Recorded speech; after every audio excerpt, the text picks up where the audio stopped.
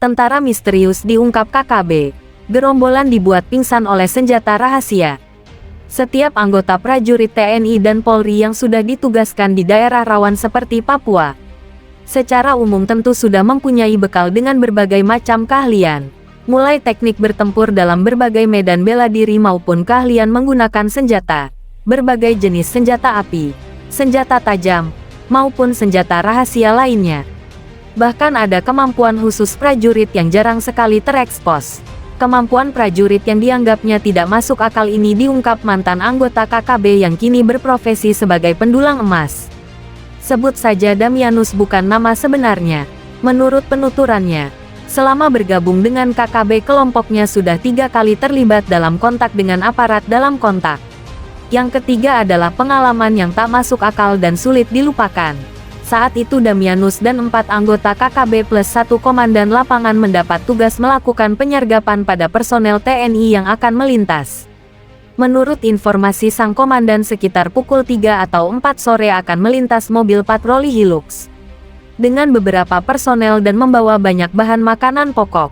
Target penyergapan kali ini bisa merampas senjata dan bahan makanan.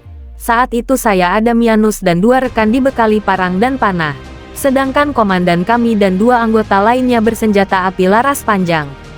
Kami berenam tiba di lokasi pukul 1 siang. Komandan kami langsung membagi tugas. Saya bersama 2 rekan 2 pemanah dan 1 bersenpi. Rencananya kami serang saat mobil patroli sudah melintas. Artinya kami serang dari belakang. Sedangkan komandan dan 2 anggota 2 senpi dan 1 pemanah rencana menyerang dari depan. Posisi kami dengan tim komandan berjarak kurang lebih 100 meter.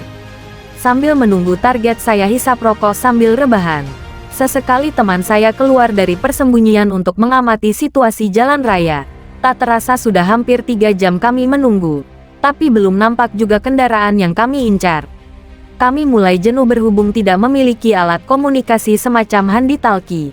Saya pun berinisiatif menemui komandan kami. Tak disangka saya lihat komandan dan 2 rekan seperti tertidur pulas mendengkur. Saya bangunkan mereka tapi tetap saja tak bergerak. Aneh sudah saya bolak-balik tubuh mereka tetap saja tak ada reaksi.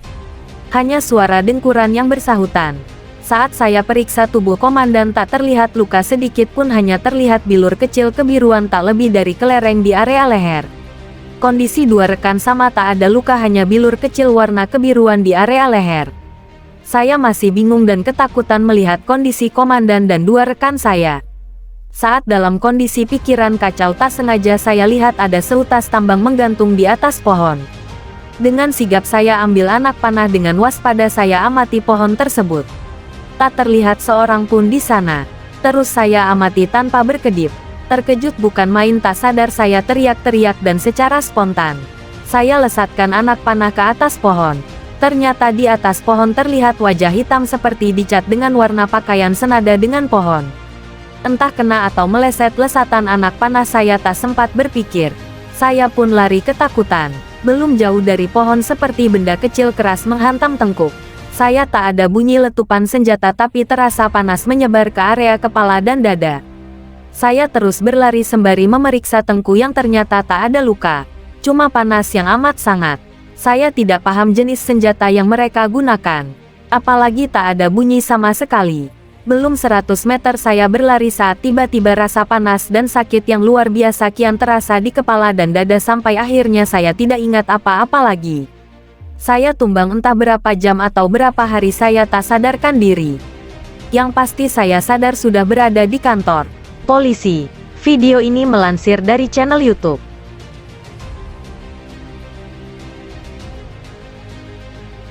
Detik-detik KKB Melango saat tiba-tiba digempur prajurit handal saat berkeliaran di hutan. Siang ini kami melakukan patroli seperti biasa, yang mana menjaga keamanan masyarakat dari gangguan KKB. Kami berpatroli dengan 2 regu, yang mana tim saya sendiri dan tim satu lagi sebut saja tim pos merah. Pada awal kami berpatroli semua aman dan lancar saja. Tak lama setelah kami menyusuri perbukitan, salah satu tim kami menemukan gerak-gerik yang mencurigakan. Di situ tim kami langsung mengambil teropong untuk memantau, dan benar saja ada gerombolan KKB sedang menenteng senjatanya. Di sini salah satu tim kami memiliki siasat yang menjebak KKB, yang mana menggiring gerombolan KKB tersebut. agar kita kepung dengan tim pos merah. Dari sinilah kami langsung mengirim pesan melalui radio HT kepada tim pos merah untuk menyampaikan misi kami yang mana akan mengepung KKB. Yang kebetulan gerombolan KKB tersebut berjalan menuju arah tim pos merah. Di sini kami menunggu. Paling lambat 15 menit lagi, KKB yang kami giring akan bertemu dengan dua tim setingkat regu yang sudah menunggu di area pos merah. Untuk menghindari peluru nyasar dari rekan tim yang berada di depan dan sekaligus memantau kemungkinan ada KKB yang berbalik arah ke kami mencari posisi yang strategis dan lebih tinggi. Saya mencari pohon untuk tempat bertengger agar bisa memantau lembah yang berada sekitar 100 meter di depan kami. Beberapa saat kemudian terdengar rentetan tembakan yang saling berbalas. Tim pos merah sudah menyambut tamu mereka. Kontak tembak berlangsung sekitar 15 menit. Setelah suara tembakan mereda, 3 orang anggota KKB terlihat keluar dari semak-semak. Mereka mencoba berbalik arah. Saat melarikan diri memasuki hutan setelah kontak senjata dengan tim saya, kami pastikan mereka ada 7 orang. Namun yang terlihat keluar saat ini hanya 3 orang. Kemungkinan sudah dilumpuhkan oleh tim pos merah atau bagaimana kami belum memperoleh informasi yang pasti dari komandan tim pos merah.